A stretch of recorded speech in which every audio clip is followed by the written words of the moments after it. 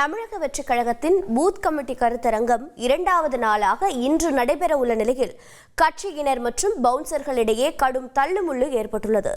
இது பற்றிய கூடுதல் தகவலை செய்தியாளர் பாபு வழங்க கேட்கலாம்.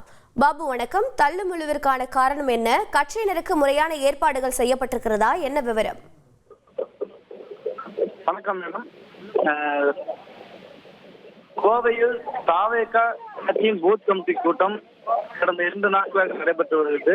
நேற்று ஈரோடு, சேலம், நாமக்கல் ஆகிய பகுதிகளுக்கு நடைபெற்ற பூத் கமிட்டி கூட்டத்தை ஒட்டி இரண்டாவது நாளாக இன்று கோவை, திருப்பூர், கரூர், நீலகிரி ஆகிய மாவட்டங்களிலிருந்து பூத் கமிட்டி கூட்டம், மாவட்ட நிர்வாகிகளுக்கான பூத் கமிட்டி கூட்டம் இன்று நடைபெற்று வருகிறது. இந்த கூட்டத்தில் 8000க்கும் மேற்பட்ட கட்சியினர் தற்போது கலந்து கொண்டுள்ளனர்.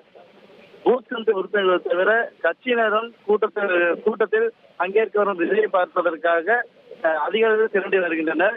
இந்த சூழ்நிலையில் இன்று 3 மணிக்கு நடைபெறவுள்ள பூத் கமிட்டி கூட்டத்திற்கு பங்கேற்பதற்காக காலை 10 மணி முதலே கட்சியினர் திரளாக திரண்டு வந்து நீண்ட வரிசையில் காத்திருந்து வருகின்றனர்.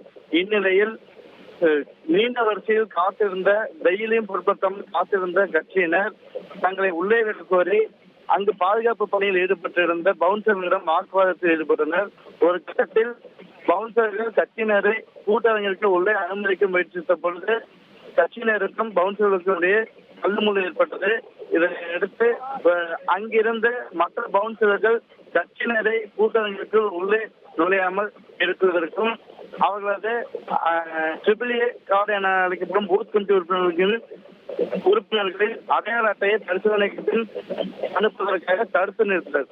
இதனால் இந்த பகுதியில் கிட்டத்தட்ட ஒரு அரை மணி நேரத்துக்கு மேலாக பரபரப்பு ஏற்பட்டுள்ளது. உங்களுடைய தகவல்களுக்கு நன்றி பாபு. உங்கள் தந்தி ஒன் தொலைக்காட்சியில் கால பைரவன் தினமும் காலை 8 மணிக்கு காண தவறாதீர்கள்.